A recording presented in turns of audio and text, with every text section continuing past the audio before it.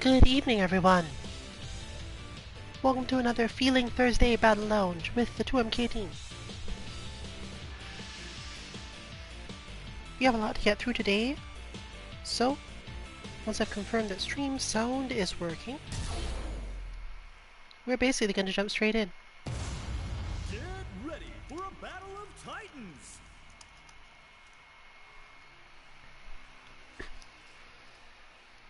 Today we're focusing on two separate things depending on the style of player being encountered. If you would like to join in, this is our NA lounge. Even though, as you may know from anything you've observed from us before, we do tend to have people coming in from anywhere on basically the rim of the Atlantic Ocean at all, and therefore you might not have good connection to everyone. But it's still probably worth a check, given the way this game's rollback works and the synchronization.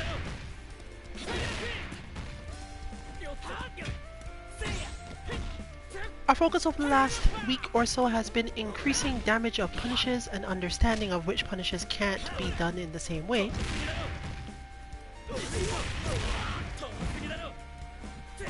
And on a separate point, the other option we have from bots, figuring out how to get certain specific resets and setups off of anti-airs. If you've been playing fighting games for long enough, you're not usually too shy to do what would technically be harder anti-airs, even for this game, particularly with people who can do good hops. And once you've learned to do those, you often need to set up something more dangerous after them, because otherwise it just tends to be an air reset into neutral, which means your opponent feels as if they can jump at you for free. Not the greatest of situations in general.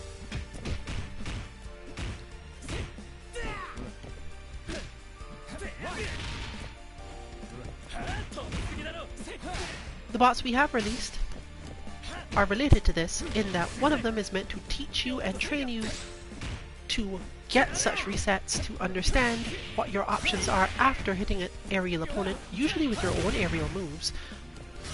But you do get some options for just standing heavy kick or a heavy punch with certain characters as well. And those usually have entirely different setups after them.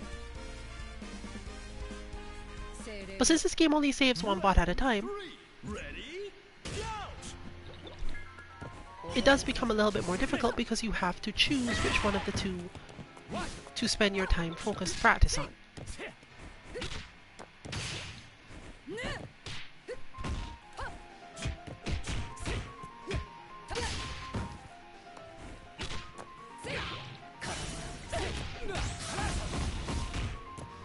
Therefore, depending on the player style, we're going to be working on both of them technically.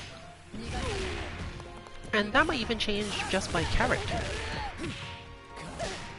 As you can see here that when playing Kukri, the wolf jumps a lot more and can be taken out of the air with just straight up uppercut style anti-airs or whatever that thing is that Dolores has. I don't know what exactly to call that move.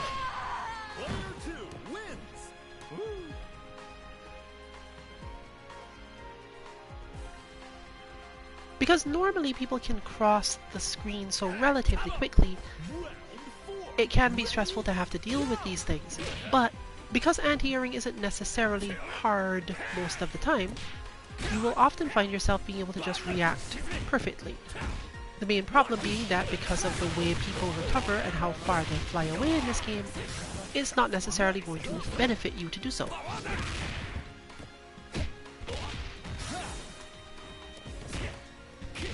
Understanding your pressure timing obviously helps even more, but you're still looking at the same sort of problem in all of the spaces.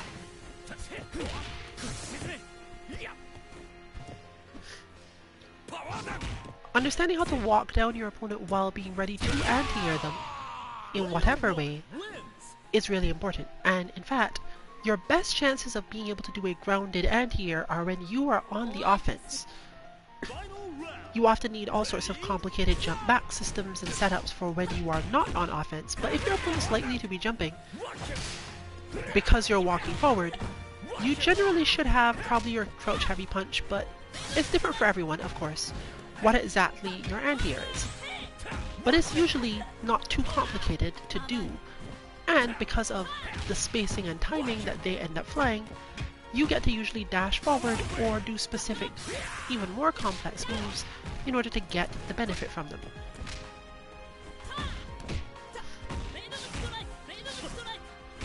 The only thing that generally holds one back in this game is that if your opponent is spaced correctly, it's not just going to work, and that's why it's so important that you tend to use those particular anti-airs when you are the one in control of space, when you are the one going forward. Mainly because at such a range, your opponent is tempted to quickly try to get to you, but most people that we've encountered will just back off simply because they're not sure that they'll be quick enough. Select members.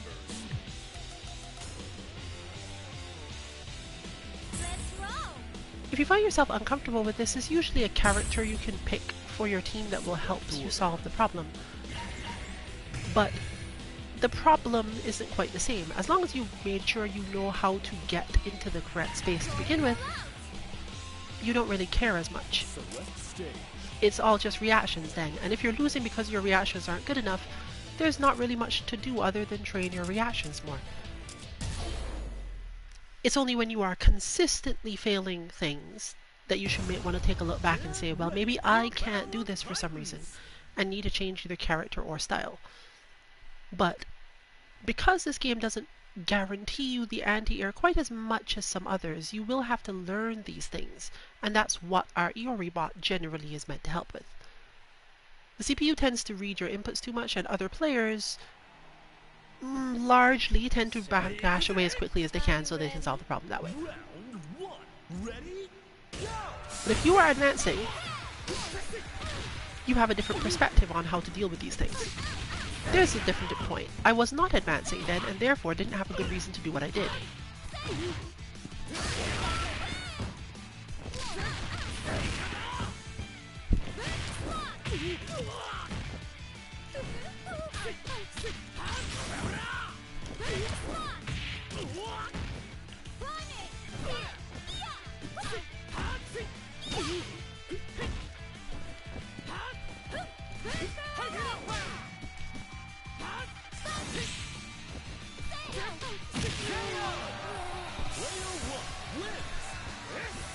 An opponent playing sufficiently defensively doesn't really have the same sort of control as you who are on offense, so you should in fact expect them to mostly just sit there and not necessarily jump at you. Round 2. Ready? Go!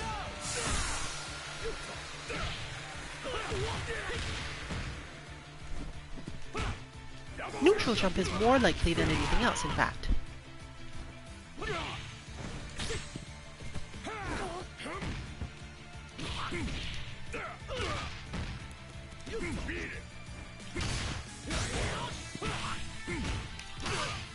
Whereas that was a matter of dropping a combo that should have been more practiced due to Kyobot.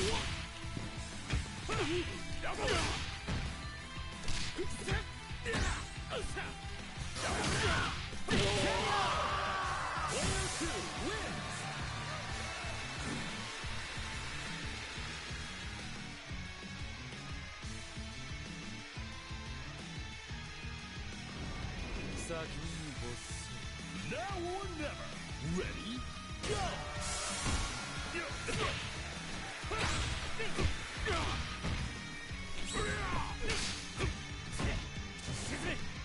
Missed.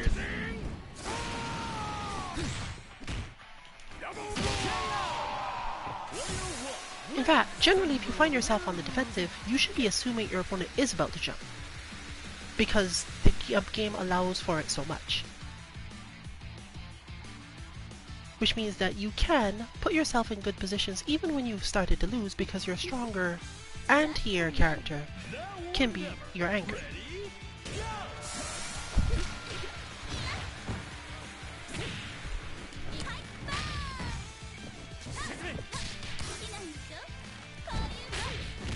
But if I'm on offense now, I'm looking and watching for a quicker anti-air. That, for example.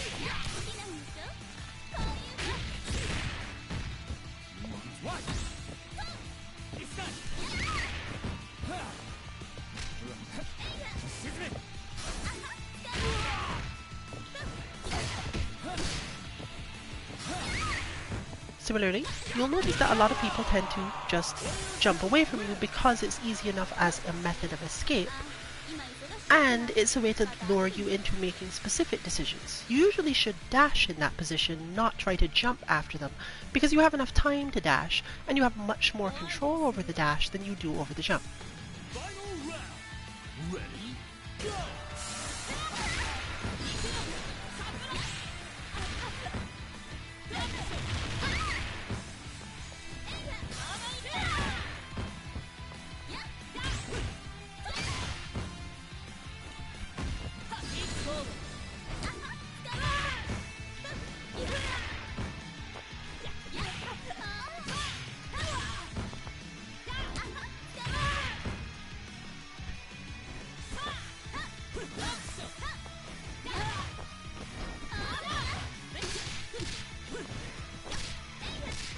Ooh, that did not come out the way I expected it to at all.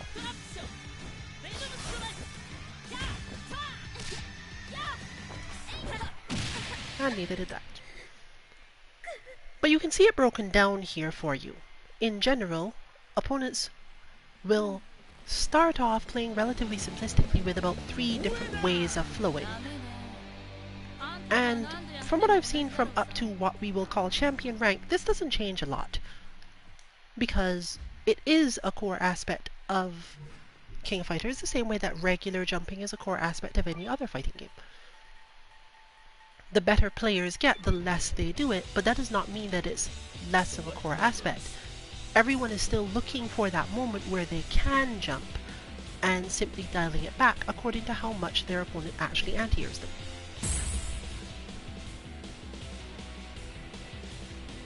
But the footsies that are happening based on and around the jump concept are still not really going to change, because they are the thing deciding whether you can jump or not. Select order. Similarly, if you cannot anti-air particularly well, and you also don't have a good handle on the flow relative to jumping, most of the time in this game, just as in any other game where there is strong jump-in combos, your opponent will pretty much just destroy you. The difference is in this game that even the standard jump is slightly harder to react to a lot of the time, and the hop style jump is much faster and incredibly hard to react to when you're just getting used to the game. So the more and more opponents you face who are capable of doing that, the more often you will just get obliterated without being able to do much about it. But even if you could stop them, until you've learned a way to get damage off of anti-airing the hop, you don't get anything out of this. Ready, go! But you can note that the actual flow stays the same, and I'll demonstrate how. We note this, for example, this player, who is definitely marked as champion, is setting up a bad jump situation for the wolf first. More so looking for where they can make a jump a bad idea, and then once they have the option, see, backdash to make the jump bad and reduce the damage taken. In fact, it's pretty simple to play this out the same way every time. Once you learn it, it's not terribly hard to understand it, and really not that hard to execute it, because you can prime yourself so much more this way than the other way. If you think you have to react to the person jumping while doing everything else, that's where you're likely to fall down and not be able to actually do it. But the key is that your opponent is following a flowchart. It's not a, like, what we call a dumb flowchart, but it is a flowchart that's part of the core principles of King of Fighters as a game. You immediately see the wolf having more success having shifted that aspect of it. forcing the opponent to push harder on pressure and presumably lose all their big damage now. There's a reset.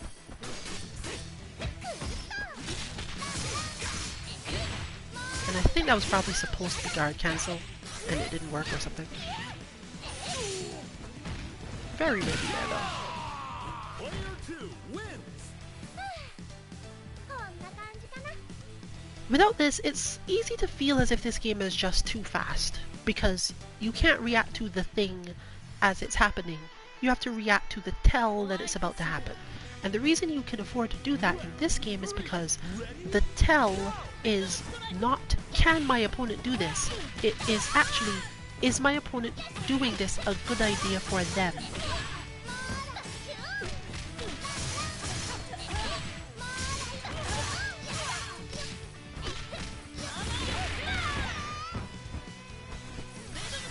If you find yourself jumping and you're not entirely sure why you did, that's also likely going to lead to you having a bad experience. A lot of this game is about baiting situations in which you get to jump or your opponent jumps at the wrong time. And building up an understanding of those will generally make the game feel less random, much in the way that understanding specific ways out of situations in Guilty Gear does.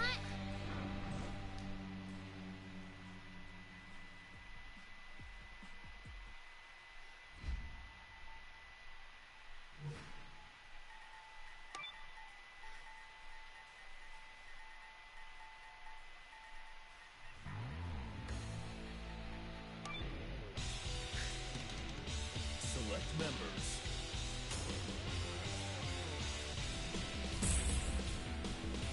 This even applies when your characters actually have uppercuts. Because while they can't necessarily be made to whiff, they are not a great way to get a lot of damage, and depending on how they interact, their invincibility ends a lot differently than you'd expect, resulting in opponents who just jump at you knowing you're going to uppercut in the chance that you fail it. It's about to be a party up in here. It's usually a fairly effective strategy, and therefore even more reason why you have to watch out for the other things. So once again, if you are walking forward, expect to anti-air, preferably with a normal grounded crouch heavy punch, stand heavy kick or something, because that's the timing that you will need to do that. Your opponent will not easily let you walk all the way up to them in this game because they don't have to. In fact, because they get off the ground so quickly, and in fact, I think that's the main reason why this game feels like jumps are so much more dangerous.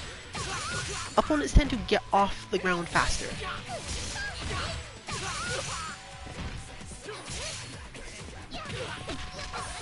And then when they're close to you, this happens.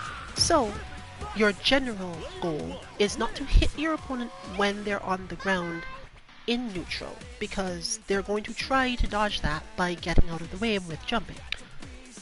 You advance and expect to need to anti-air. But many people, when they realize you're going to anti-air me, what they do is jump backward.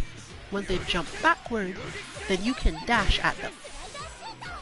And for people who played other games, this is relatively counterintuitive. You advance into opponents until they give you enough space to dash. That doesn't sound like it makes sense, but it is in fact how the game works. Hops themselves, particularly when cornered, are basically just instant overheads. So if you're familiar with those from other games, then there's nothing much to worry about there. They're annoying, obviously, but they're still functionally just overheads. There isn't a need to defend them in any other way. You could neutral jump them to force your opponent to get different situations, but the overall flow is about the same as every other scenario of that type. This is where you get to play neutral. When both of you are slightly too close to each other as the result of a scramble happening.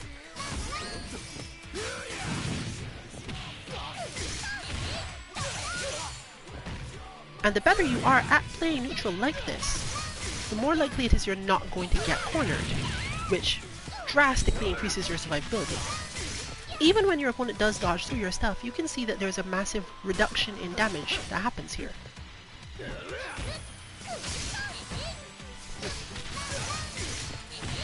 It's this principle of learning how to quickly get that damage reduced as much as possible that will get you started in this game as a whole.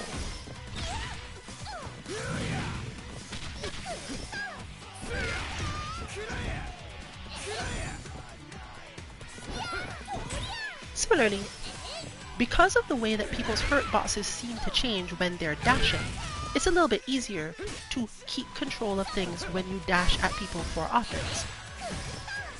Of course, they will be able to use other moves to check your dash, and they can combo off these moves if they're really good, but the core is still the same. You're dashing because they're backing off, and they're backing off because they don't want to let you get close enough for a regular strike.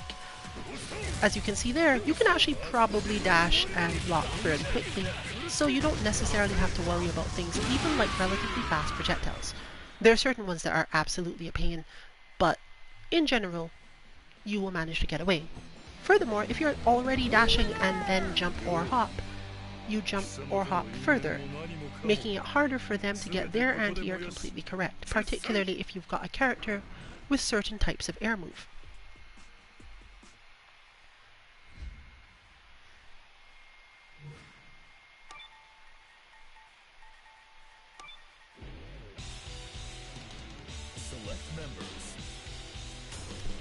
If you find that this makes you think differently about your team, don't be too surprised, because many of us pick our teams in KoF based on how we think to play in other games, and then end up with the same characters but sometimes with slight changes, either because of the opposing side or simply because we've realized this doesn't work at all. The thing I want to do doesn't fit the flow of this game. So for example, here, putting Terry first, particularly against Kula, is quite good because Terry can reach in situations that the other two cannot. Kula is reasonably good at outmaneuvering things, but Terry is good at armoring and pushing on those things. So while it could easily just be an errant move, get blocked, get beat up, the actual neutral play is likely to be a little more effective here, especially keeping in mind the same thing. The opponent backs off, so Terry can basically dash. And it's important to dash because the thing you're doing the dash for is to simply make the opponent have to think about a different spacing than they were just ready for. It's a way to force a reaction from them that they weren't expecting to need. Similarly, staying in defensive positions maximizes, or rather minimizes, your chances of staying out of the corner, which is usually a problem.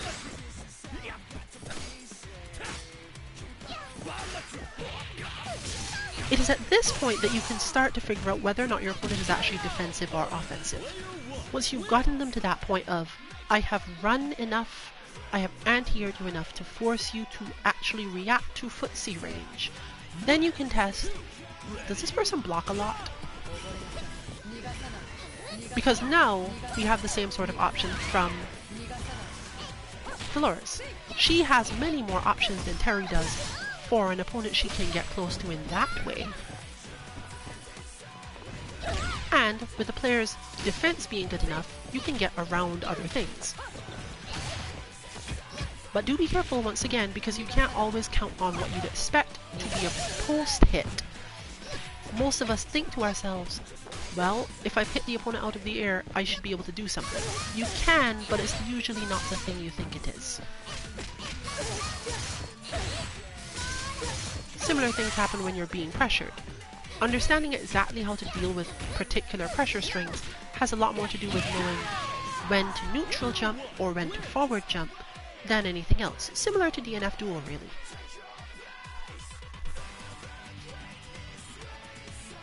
There's a decent chance that once you have done this, your opponent can't actually do anything to you.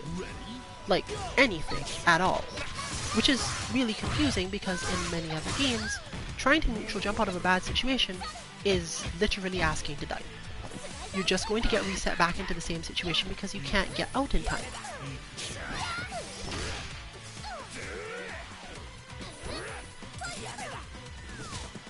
The next thing you would obviously need is just daring straight up, because if you have managed the dash up to your opponent,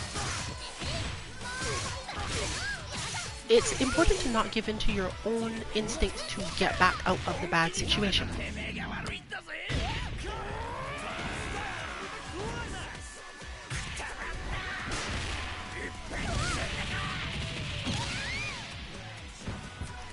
It's relatively easy for us to end up feeling, well, this isn't a good situation for me, I can't react in time to anything they do. And depending on your opponent's boldness, this can in fact be true.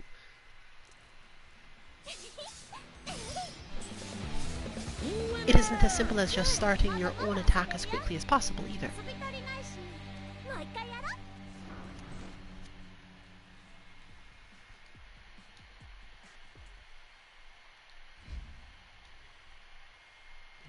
But it does give you basically something to do to play through while all the rest of that stuff is happening. Because being pressured into losses just off of like failing blocks or something is a common enough experience in games when you're getting used to them that you have to learn to brush it off to some extent anyway. And spend more time paying attention to how you got knocked into the pressure situation to begin with. Because pressure is a thing you can eventually learn to get out of simply by attuning yourself to the basic mechanics of the game in some way.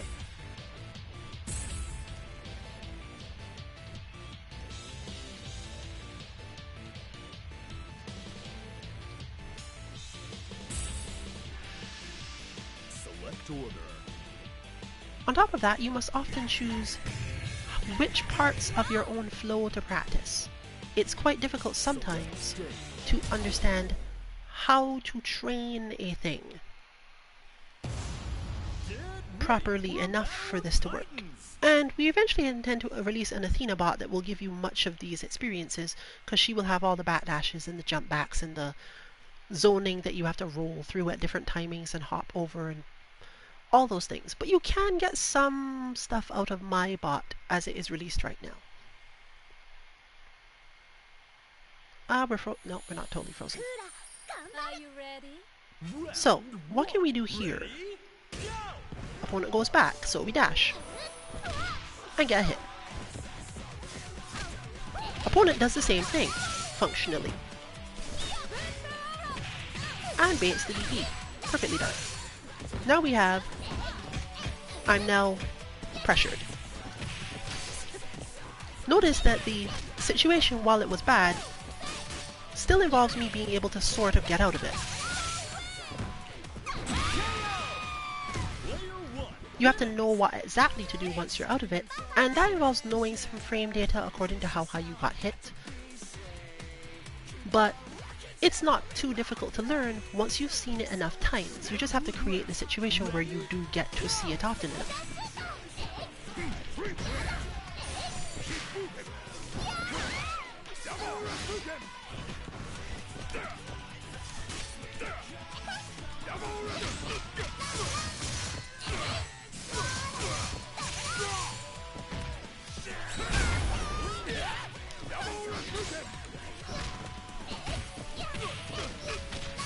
But in the end, you see most of the same stuff. It's still just, am I getting out of this or am I not?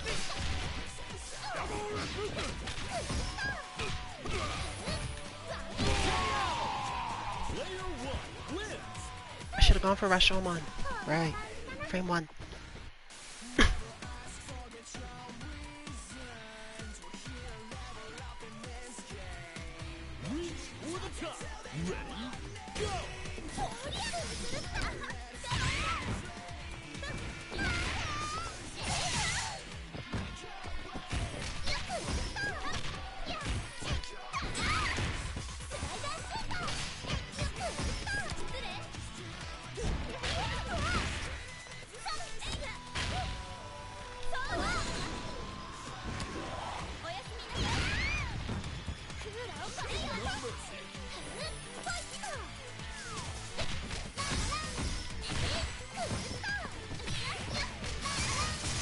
Oh, I forgot that doesn't work. Maybe this build does though. Well, I'm not sure I'm gonna live long enough to see.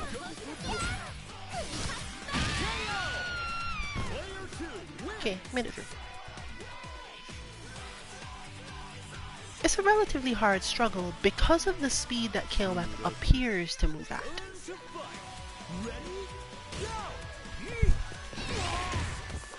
But it's just, you have to really get used to the fact that it's just not actually moving that fast.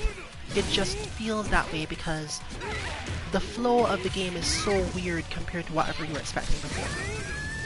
So, today we are resetting all of the expectations of flow. Today we are pushing on why exactly do I expect this to happen? And I'm happy to repeat for the entire stream why it doesn't work that way.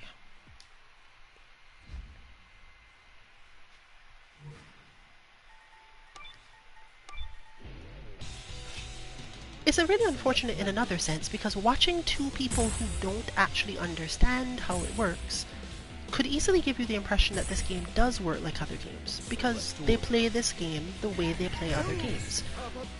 And since all of the same principles are at least present, nothing is eventually lost in that strategy. You can still make it look exactly like it's supposed to be.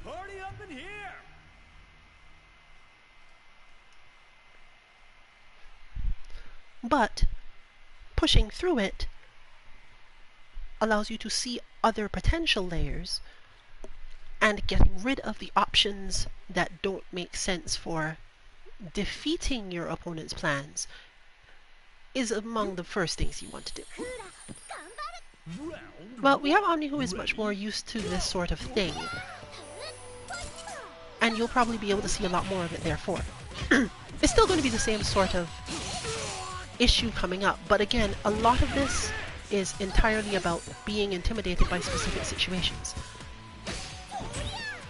It isn't even that neutral occurs through hops and jumps necessarily per se.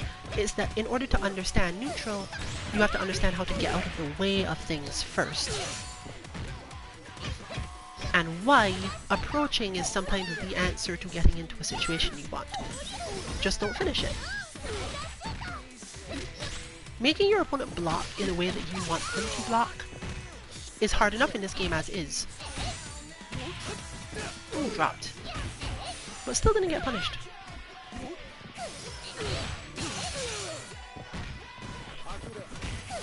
See, that sweep was a good sweep, but it's not necessarily an overwhelming strategy.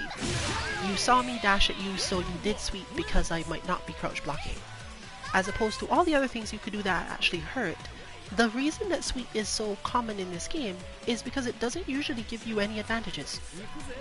It's allowed to be safe and all that because it doesn't matter, the person doesn't land next to you, that's the whole point.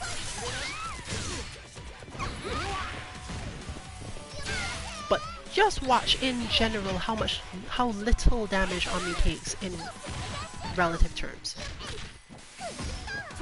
Because your opponent can't be as confident in anything that's happening in those spaces. And people with insufficiently strong offense will run into all sorts of problems getting in and actually keeping the situation the way they want them to, because they have to worry about hitting buttons quickly enough that you didn't hit them with something else on their way in. If you're playing defensively, therefore, you should still dash. You don't have to dash with the intention of hitting any button, striking your opponent, or anything. You just dash because you want to control more space and not get cornered. The more space you have, the more danger you pose to your opponent as a whole. In fact, I would go so far as to say that if you know what you're doing, your opponent not being confident enough to stand their ground and actually feeling the need to backdash is the largest indicator of whether or not they're actually capable of consistently beating you in this game.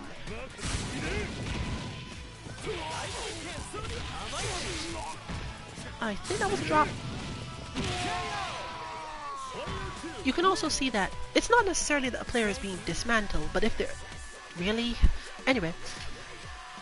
If they're not used to playing someone who knows the fundamentals of King of Fighters, which is up to you to decide whether or not you consider them fun. But if you do think they're okay, if your opponent doesn't get a lot of experience fighting people who understand the fundamentals of the game, it's fairly easy to stress them out, just as with any other game. And stress is the largest opponent nearly any of us have in these games. Benimaru's space control is obviously helping here, but a lot of it is just, yeah, I kinda know where you are, and once I know where you are, I can do the rest of it.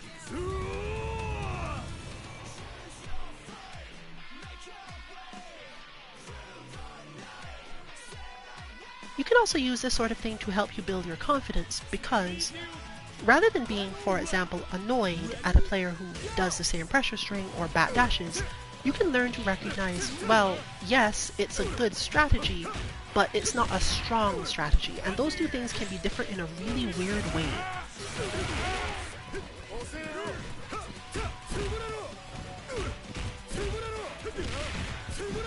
It's very difficult to actually explain how that's true, but I'm figuring eventually I'll get it across to people. If we watch enough of these matches, you'll probably see what I'm talking about. Even with all of the specific aim here and all of the meter available, the actual flow shown by the Ashura player here isn't necessarily overwhelming in any way to Omni's game plan. You're gonna get it? They're gonna get it. On Antonov, is this a kill? I think it should, because it's still level 3, right? Here we go.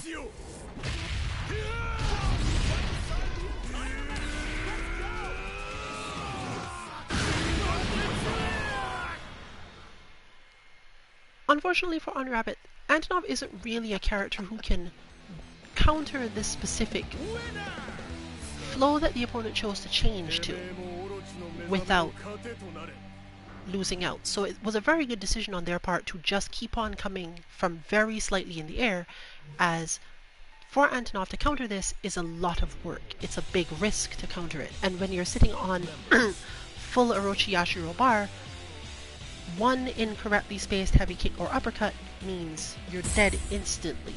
So it's definitely to their credit to have put the pressure on in that specific way.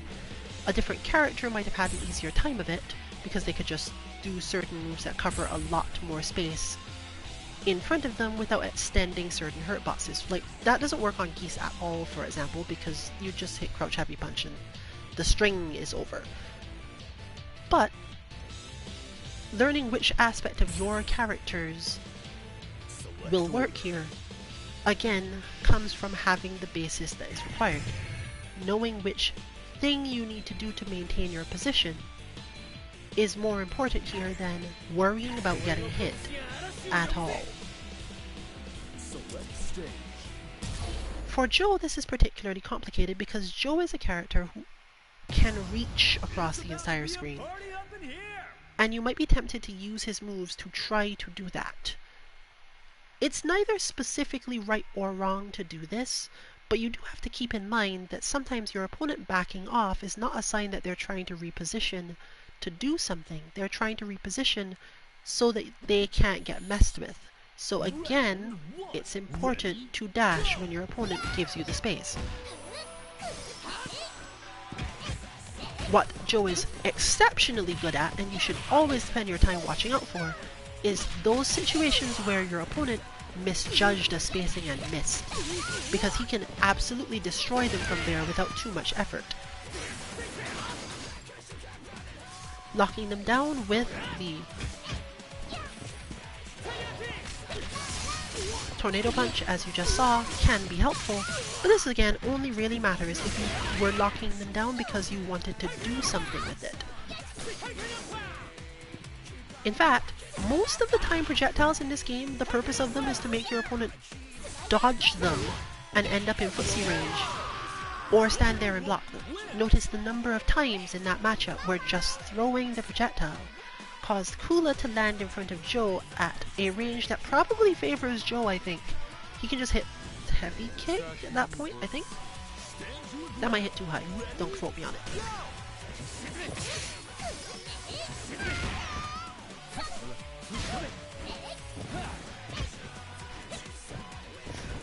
And that's why KOF is a very movement-heavy game. You have to understand that movement is the thing keeping the flow going all of the time. And this is just in between. This is just damage. It's much more similar to a game where you just sometimes take big damage But if you've played like King of Fighters, or if you've played Street Fighter for example, this is like getting hit by Zangief. It's just a thing where a lot of your life disappears.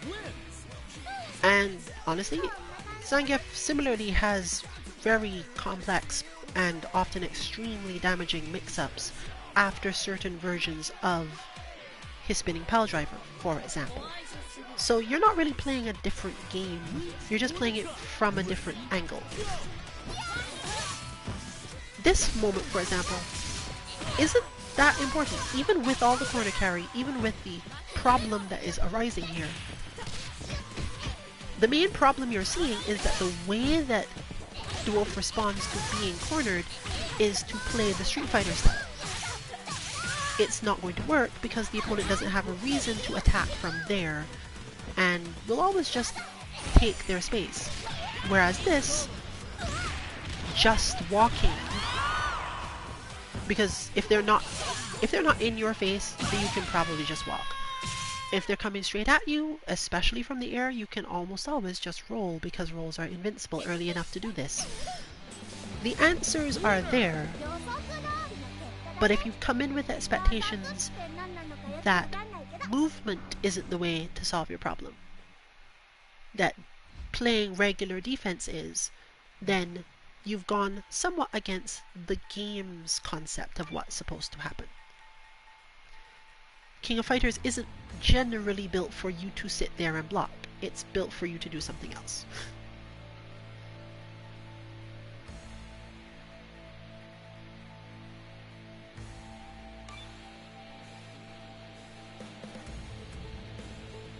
When you face an opponent who neither backdashes to give themselves all that space, nor tries to get a specific form of pressure in the corner,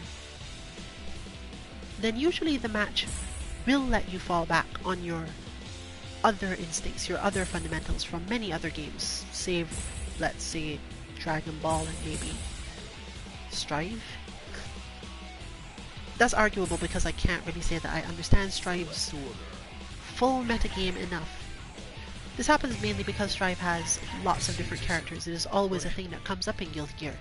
But Strive also has much slower movement than other Guilty Gears, so it's more pronounced when you have a slower character. You can't do as many things, which is partially why the big damage tends to matter so much.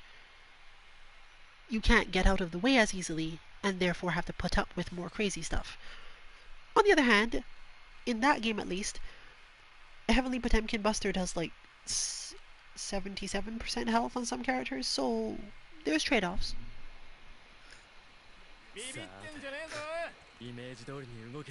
Even when you're playing against people who don't have those same fundamentals yet, or who don't have the same concepts yet, you're still thinking in much the same way.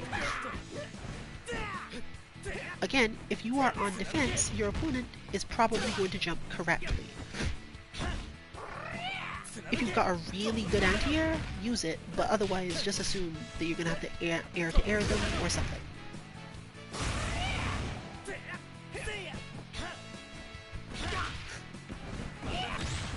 And whenever you see them backdash, if you're not already in the air, then dash at them. This is one of the games that's best at training you not to dash with the expectation that something specific will happen after it. You just dash to cover space, and because in this game dash is really a run, which can be stopped, and the way that things tend to animate means your opponent must have aim pretty clearly. They don't just have big moves that cover enough space to always be fine.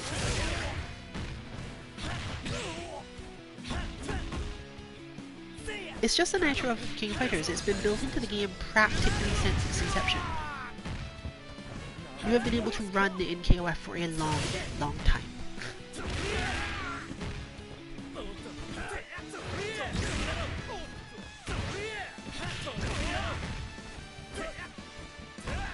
If anything, the first action of getting the jump out of your mindset as the thing that you need to use, when you aren't specifically starting offense yet, when you're not necessarily trying to get a hit, either because you expect this hop is not going to pay off, or I don't have a special move to do in the air that will freak out my opponent anyway. If you just want to get closer, you can just run. Part of this is based on the amount of time it takes to start up a run, and the amount of time it takes to get back into position of blocking or anything else you need to do after running. Generally, it's more reliable, let's say, than other games.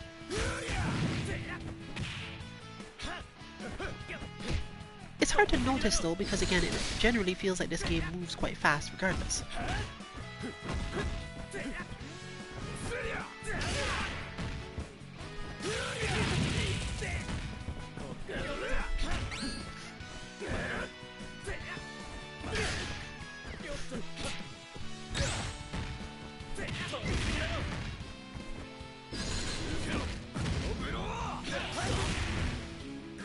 I think that was the close one.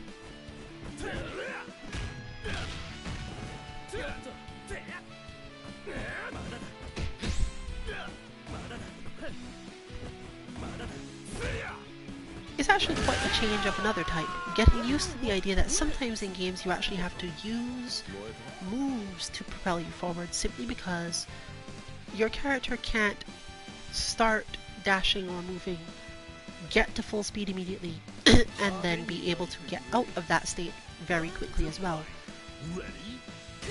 You'd get used to the idea that if I want to move forward, I should use normals, command normals, etc.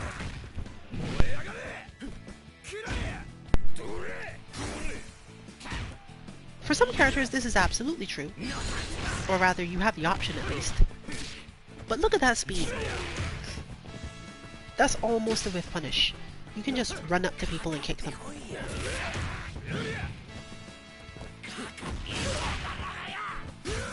In fact, you normally have to be most afraid when your opponent saw you start to run at them and were completely unafraid for some reason. Because this usually means they're not going to react too early, they're not going to react too late, and they're not necessarily going to run away.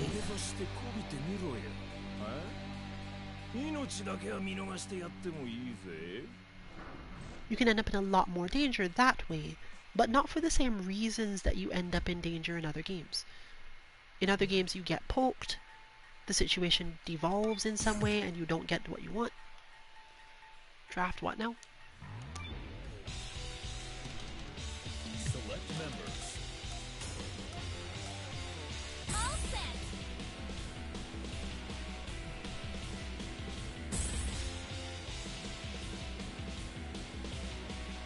Or you find yourself completely losing control of the situation because your opponent does something you didn't expect them to do at all. Which is definitely something that can happen here, but bear in mind that most of the time when your opponent just does something semi-random, in King of Fighters specifically, it doesn't work. Nothing will stop this show. All of the better combos that don't involve using specials in a specific way usually have to start from either one specific normal that doesn't always reach very far, or your closest possible heavy or light, heavy punch or heavy kick. Command normals will also help, but they tend to have weirdly long startup and odd hitboxes. Are you ready? Of course, none of this is true for every character. There's always going to be that person who can just run at you and solve your problem that way. But bear it in mind at least.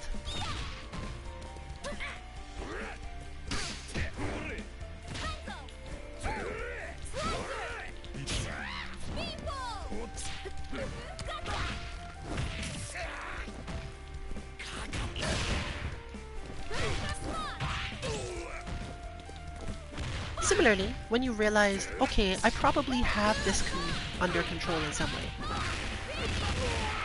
My opponent's too close to me. Then is when you start looking for things like your actual, regular, powerful anti-air, such as that. If you've got one, and you're on defense, but your opponent didn't, you're not starting from neutral.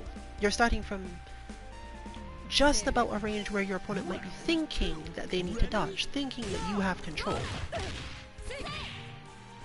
It's in their best interest to jump, and your best interest to either get out of the way or be really ready with the uppercut.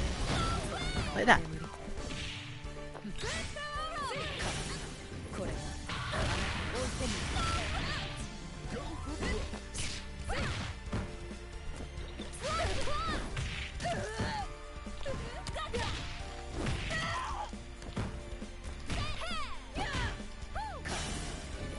Command grabbed.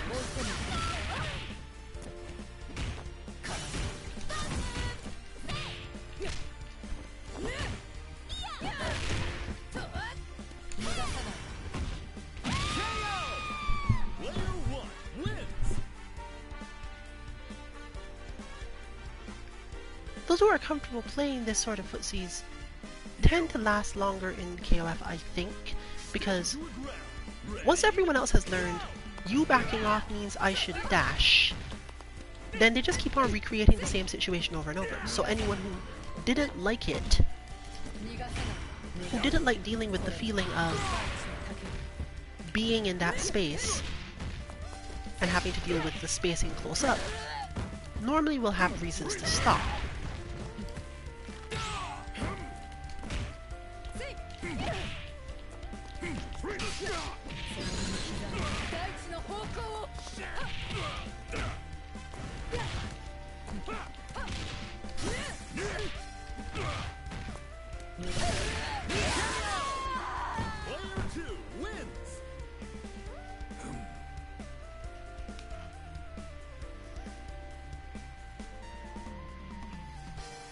But as always, it's important to learn how to make the game turn into what you want, or what you're used to, as quickly as possible.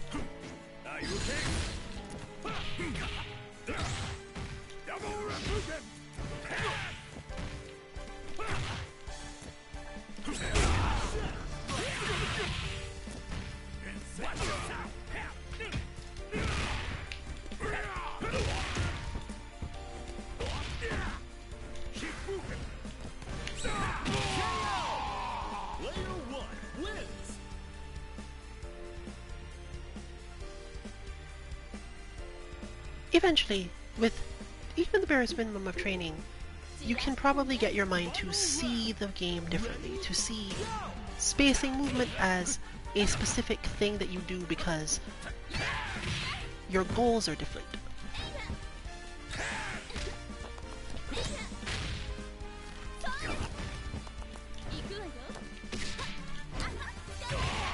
And then you can actually start doing things that might actually be unexpected to your opponent.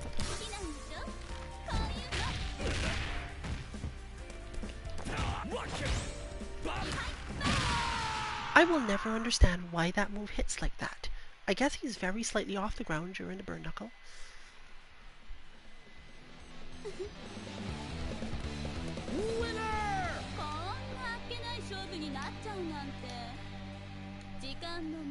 But you will be surprised at the number of things Shermie can counter by doing that anti-air grab that do not look like they're anti-airs. Select members.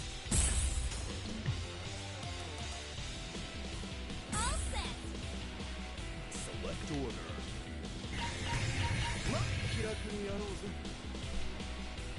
Select stage. Since we are doing our best today, and specifically checking everything, then I'm going to use the optimal setup for this matchup. It's about to be a party on the Geese has more counters to Yashiro than most characters otherwise do, and better positioning in general for the matchup. Mary can beat the other three if I'm on having a particularly good day, with much advantage against Antonov if Geese can manage to get far in. And Iori's the safe bet counter at the end.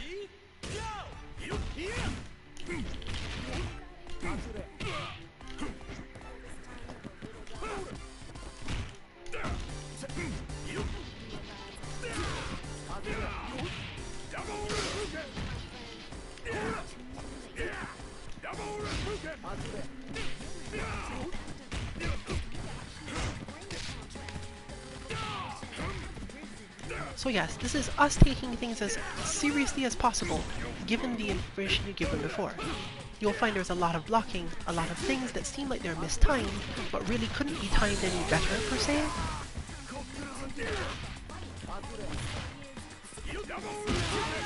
And spacing that is drastically different / improved, because I spend a massive amount of time in this matchup just hitting dash. Even if only to move forward a very tiny space. Now or never. Ready? Go!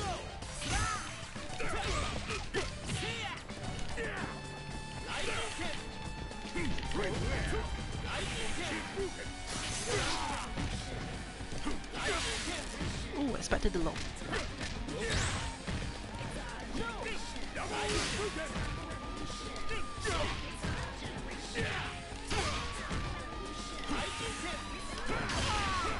Got the blowback, barely.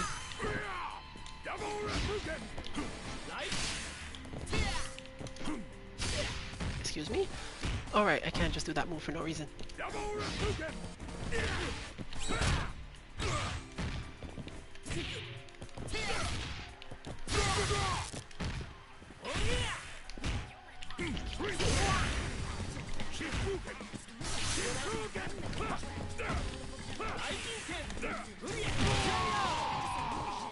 But I am at the position I wanted to be tactically. Mary can get through this. It's not easy, but she can do it. It's mostly a matter of reading my opponent's feelings rather than Geese, which is mostly a matter of reacting very quickly.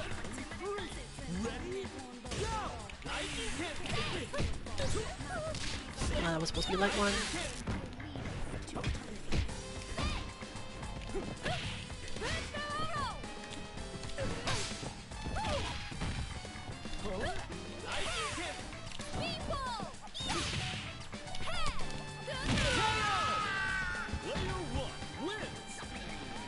In short, if you take nothing else away from this stream, dash a lot. A lot. You're not trying to reach your opponent, you're not trying to get anywhere in particular, you're just dashing.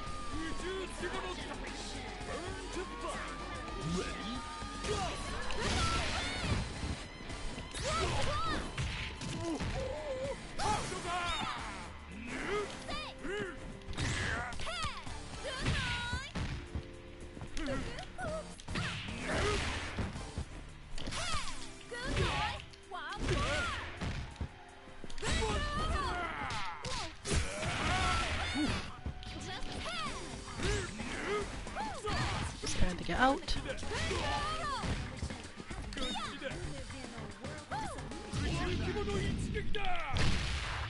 And 2-step. Because I was not expecting that specific move at all. Good job.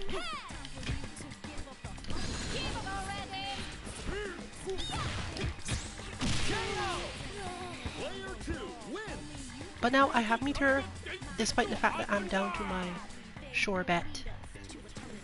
My opponent has about enough health but no meter, so I don't have to worry about being deleted per se. And therefore I just keep going with the same thing.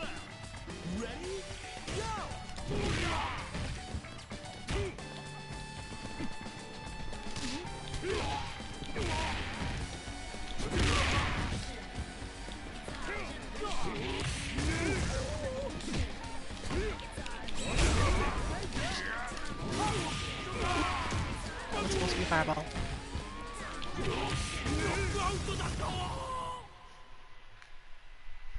Do not let the spacing of this game intimidate you as a whole. 90% of the time, the problem you're having if you're just getting into King of Fighters is that you don't think that dashing is more important than jumping.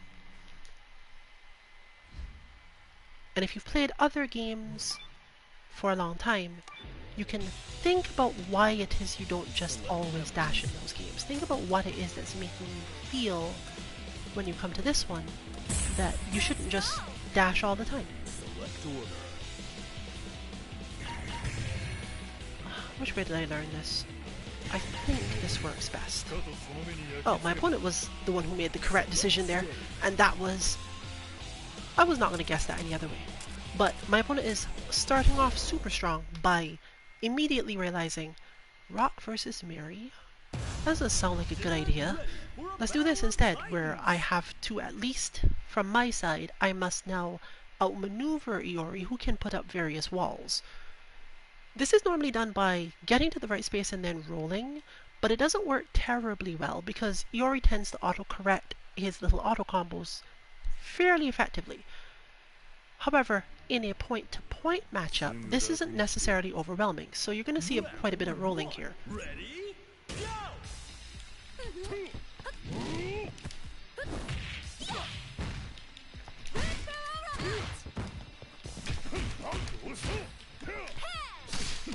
Oh, I did not expect to get that as easily as I did this time.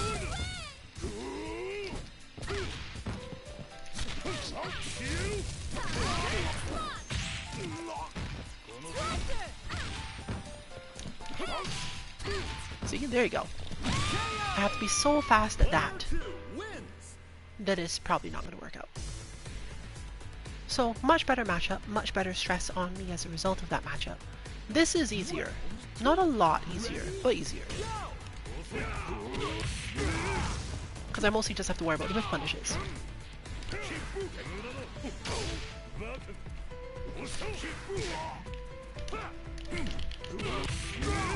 I dropped it. Perfectly done. And again, wow.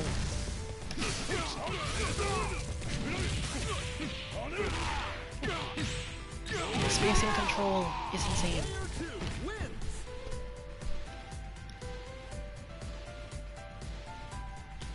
Unfortunately, this is about the end of our stream, so you're not necessarily going to get to see this player push through all the rest either.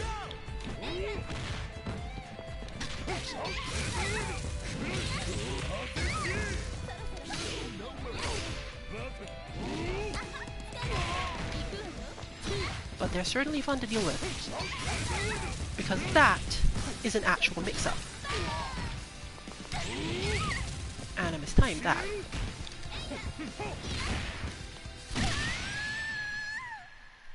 So it looks like someone has arrived to give us even more practice on the front of the other side. They don't run away, they don't back off, they don't give you the chance to dash for no reason.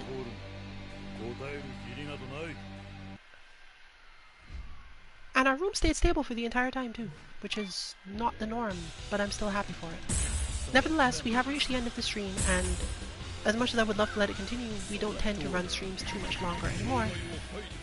And this isn't even Teams, so I don't have anything to say.